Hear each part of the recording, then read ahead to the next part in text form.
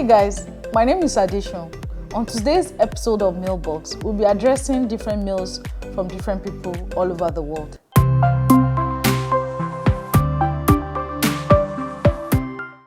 My first mail is from Jaden from Calabar.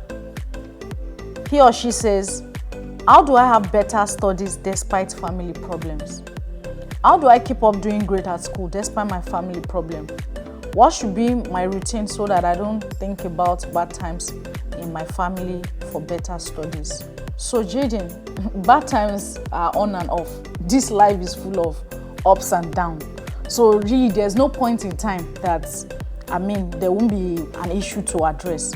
What I'll just advise you is that, you see, for you to actually make those bad times good time, it's important that you pay close attention to your studies, because I'm sure by the time you excel and do well with your studies, you would be able to get a better job and live a good life. So, don't let your family issues or challenges distract you from doing great.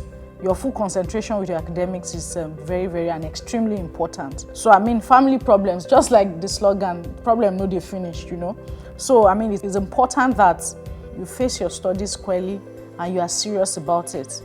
And then I'm sure by the time you start excelling and you start doing great, it's going to even be part of the good news that the family would love to share. And also pray. Prayer is key. Jaden, I hope I've been able to address your issue.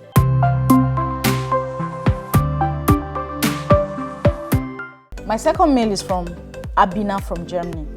My dad has refused to relocate my mom.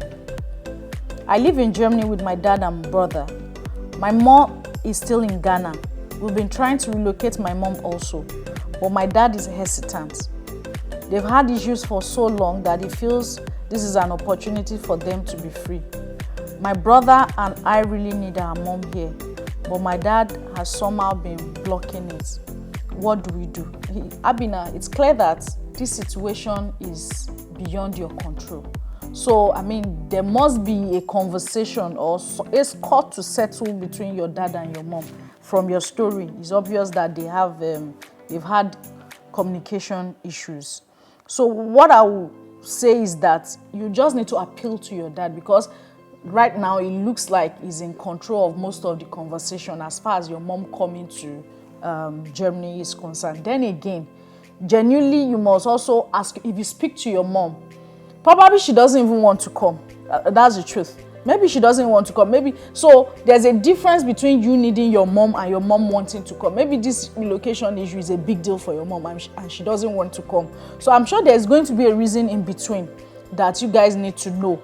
Because from your story, it's obvious that with your dad's hesitation and the issues they've been having for long, and then for him to now realize that now he is free, not having your mom around, then the guy has settled it mentally that he doesn't want your mom around. Then again, I think yourself and your sister also need to focus, because you're also starting a life in another place if you guys are new in Germany. So it's important that you also grow, start making money, so that some certain decisions as well in the family you can be involved in. That way, it will make the whole conversation shorter. So as against depending on your dad for everything and every decision, by the time you start doing well, you start making money, you also have a contribution to the home. That time, you might also have a bit of say in the family. So I think I've been able to help with the bit of the advice.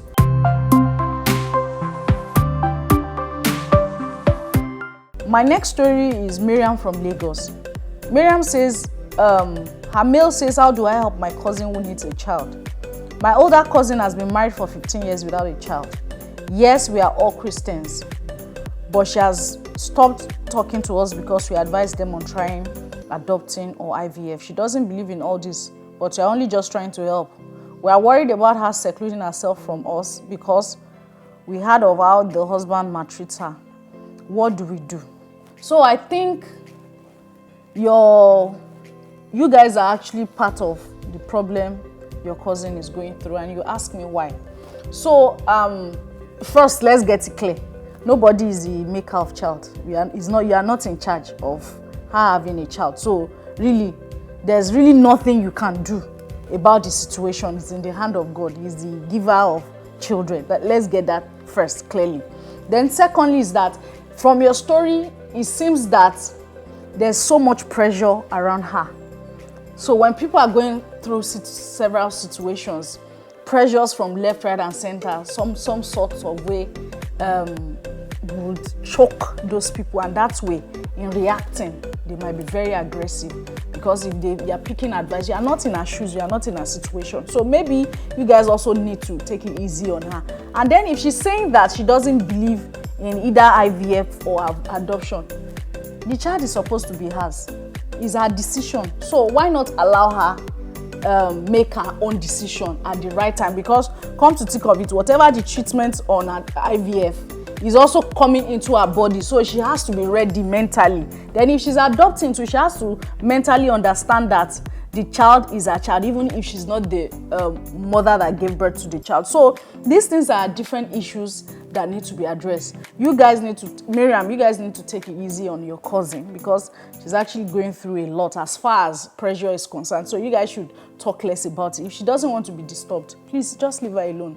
Allow her the time. And I'm sure with prayer, you can be helping her far with prayer. Because things like this, people will just, is either they stay away from you, or they avoid your call, or they don't even attend functions anymore. You just see that gradually they will take themselves from some guy. It's even that bad that when people have issues like this, some people relocate. They just want to leave that area. They don't want to be around people that know who they are. Some you see them change their church, some will change their home, some will stop going to family functions. And you see, the bits and pieces of this are as a result of pressure from the art world. So it's important that you guys pray for them. Most important, herself and the husband. Yes, there's another issue that the husband maltreat her. So there are two different issues entirely. If the husband is maltreating her, you can't really save her. You can only advise. She must want to be saved. So if you're in a situation that is toxic and they are talking to you about it and you are not seeing any reason why you should leave, maybe she's believing so much in the husband that the guy is going to change. So I think you also need to pray for. She needs prayer at this point, because psychologically she's juggling between two different things. The husband issue is there, childlessness is there, and you guys are there as well. So please pray, stand in the gap for her in the place of prayer. And as you do that, God will help everyone. And I'm sure she will smile very soon. We will hear your testimony.